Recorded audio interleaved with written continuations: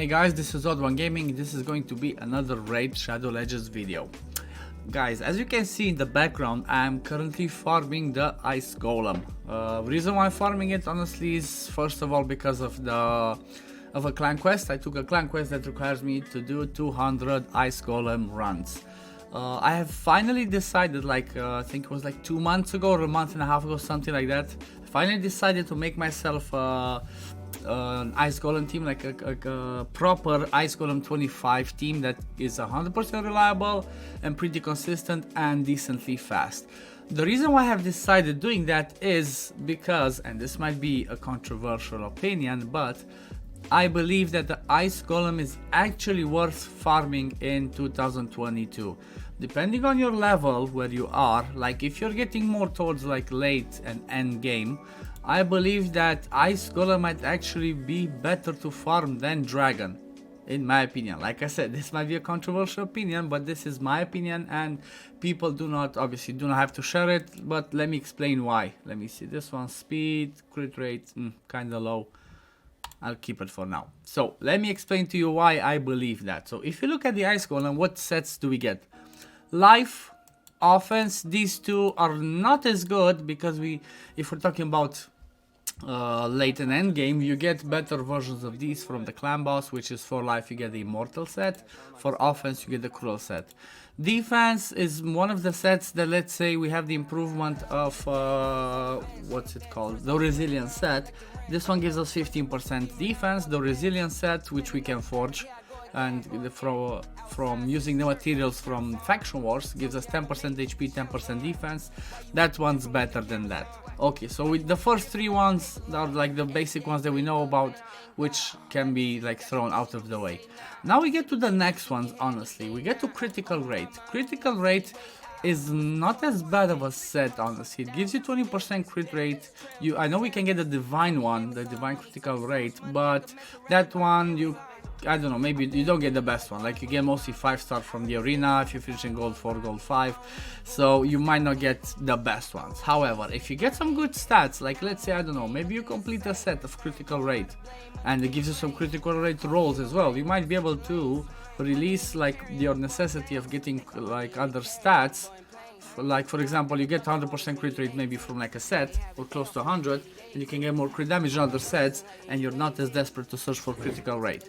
So let's say this is still not the top priority. This is a decent one to get. It's not bad, especially if you get like 5-star legendary or 6-star epic legendary pieces, can be really good. Now we get to the main points, in my opinion at least. We get to the resistance set.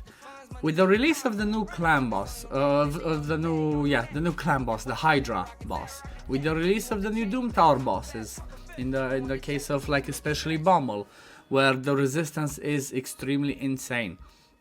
At the same time, we have the new champion that came out, Boragar, the legendary dwarf that can place increased defense.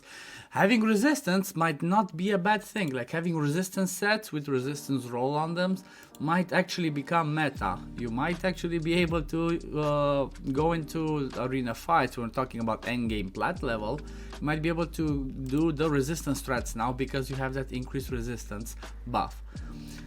So I really believe that this one's like a really decent set. It's not the best, but it's still better than trying to farm, what's it called, the Bommel one, which, okay, gives you a bit more defense, but most people hate farming Bommel, and it's really hard, and it takes a lot of time, so people don't really want to spend like 20 minutes to just farm like the max level.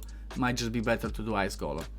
And at the same time, the only other one that can give you some resistance is Untouchable, but that one's like limited. So you basically have the possibilities of getting something like this, but you are limited in how many you can get with the silver keys. This one's like, as long as you have silver, you can keep energy, you can keep farming and going through with it.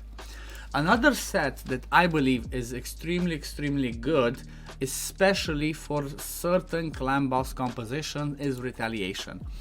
So the Retaliation was pretty decent before, like on damage dealer champions, or maybe on champions like, I'll give you an example, like Vrask. I used my Vrask in Retaliation to beat Bommel on like the highest level when I went with a full healing team.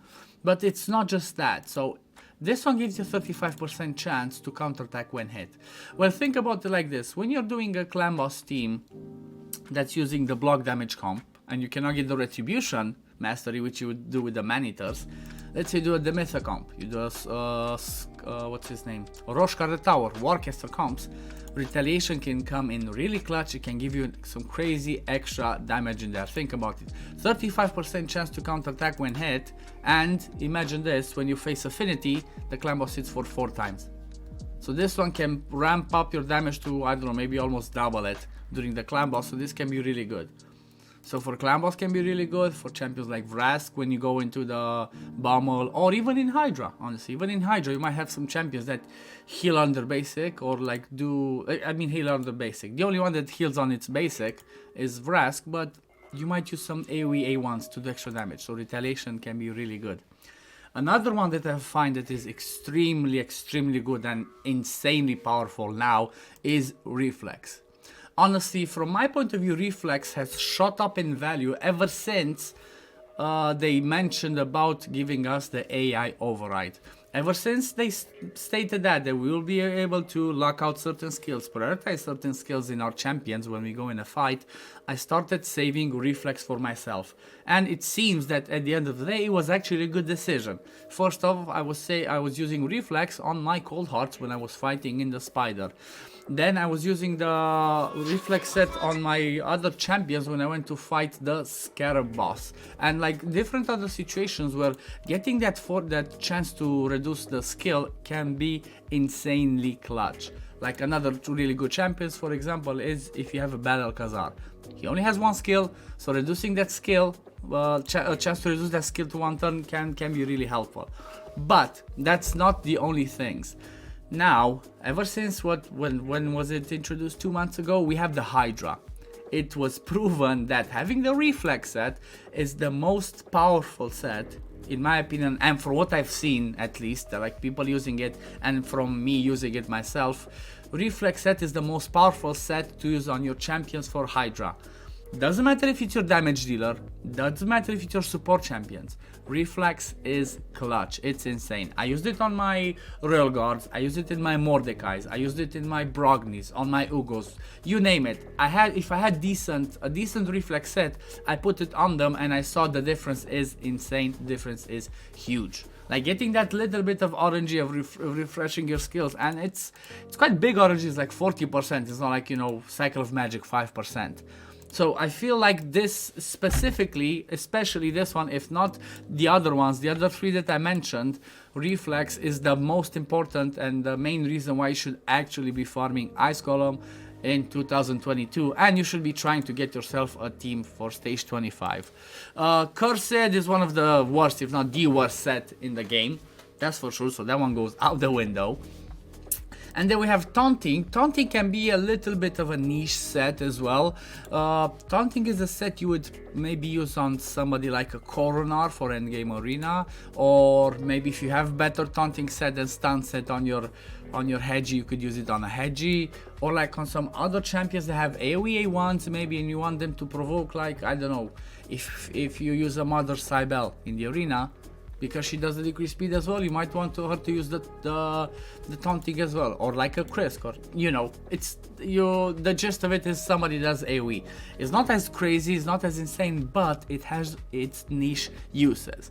So I was mentioning at the beginning that this one has like more importance. I feel like it has more importance once you get close late and endgame than the Dragon one. And let me go into Dragon one and see how many we would still be useful at endgame, at least from my opinion, compared to Ice Golem. So here we have 1, 2, 3, 4, and 5. So let's say roughly 5.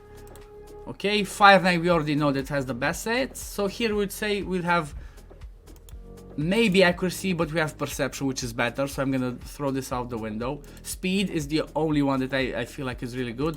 Lifesteal, you don't care about it. Destroy, you only care about having 1 set for the Scarab. Toxic, really niche, so like this one becomes really niche. Daze, maybe if you have a good set for some people to put to freeze. Avenging, again niche. And Stalwart, let's say Stalwart is good if you're not using an unkillable. So honestly, from my point of view, and Frost, okay, Frost maybe it's again, so let's say, okay, let's say Frost is good, speed, accuracy, and stalwart. But like I said, accuracy we could drop because we get lots of perception. Speed is like the most important, the only thing that's good here. Every single one of the other ones, in my opinion, are sets that like are useless. Maybe if you get good rolls, good offset pieces, or maybe if you have some random niche builds that requires like just one champion and that's about it. Compared to the other ones that I said in Ice Golem, which can have several uses in several cases. So this is my opinion, guys. Take it with a grain of salt. I'm not saying this what the reasons that I gave are the best ones, but this is my opinion. This is what I believe, that in 2022 is the year that Ice Golem is actually viable and worth farming, and you should do that if you're thinking about progressing in the areas that I mentioned in the video earlier. So this is gonna be it for the video today, guys. I hope you enjoyed it. If you did, leave a like, leave a comment if you agree with certain points with me. If you disagree, again, leave a comment, let me know why, we can discuss about it. I'm always open to discussions with, you know, with the community and people. Always open to chat like reasons why like I'm right or I'm wrong or all that. I'm never the one that says like yes, I'm always right. No, I'm always open to discussion. Anyway, I've rambled enough, guys. I will see you in the next video. Peace, love you all, and take care, guys. Goodbye.